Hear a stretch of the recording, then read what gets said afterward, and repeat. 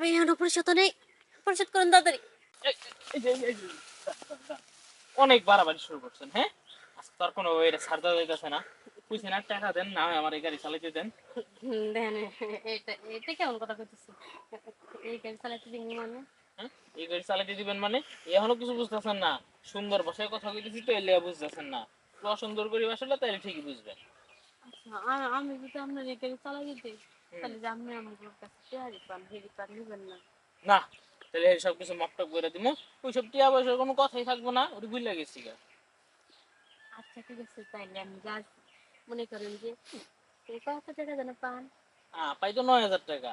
9,000। 9,000-এ আপনি 8,000 টাকা দেবেন। 18টা। হ্যাঁ, হয়তো একটা করে তুমি 18। 18, একটা করে জুতা।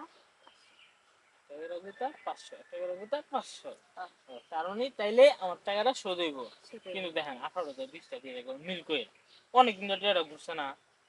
আচ্ছা, আপনার ডরিল, আমার ডরিল একটা করে দিন। 19টা। ওই যে হ্যাঁ 19টা। তা না হয় দিলাম, সমস্যা নেই।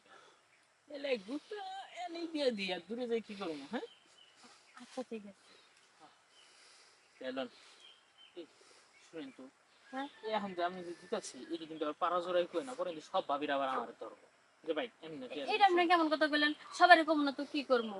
হুম, কোন সবাই না আমার গেরব দিয়ে ধরবো যে ভাই। না তো আপনি যখন অস্বীকার করেন যে না আমি তো গুতায় টিয়া পরিশোধ করি নাই, সেক্ষেত্রে তখন তো পারামাসিক কবো যে তুই যে কইতাছিস যে গুতায় পরিশোধ করছে, আর হে কইতাছে যে গুতায় পরিশোধ করে নাই কে।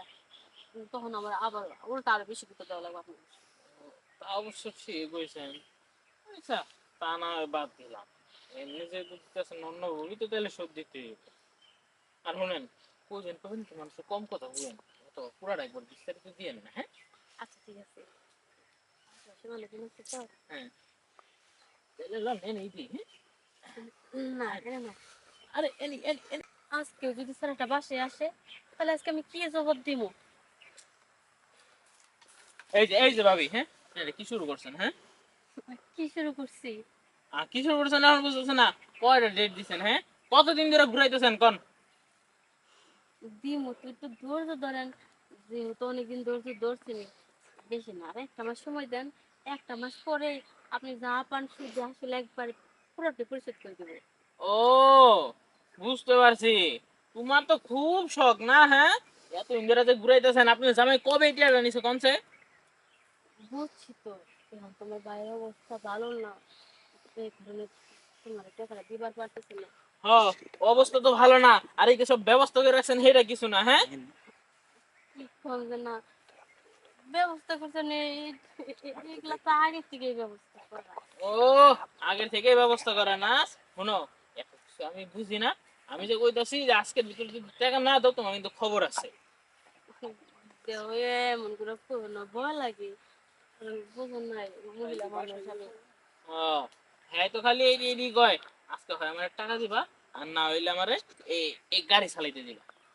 এই গাড়ি চালাইবা? হ্যাঁ। এটা কোন ধরনের কথা কও? আমি এটা পারবো না। হ্যাঁ, পারবা না মানে?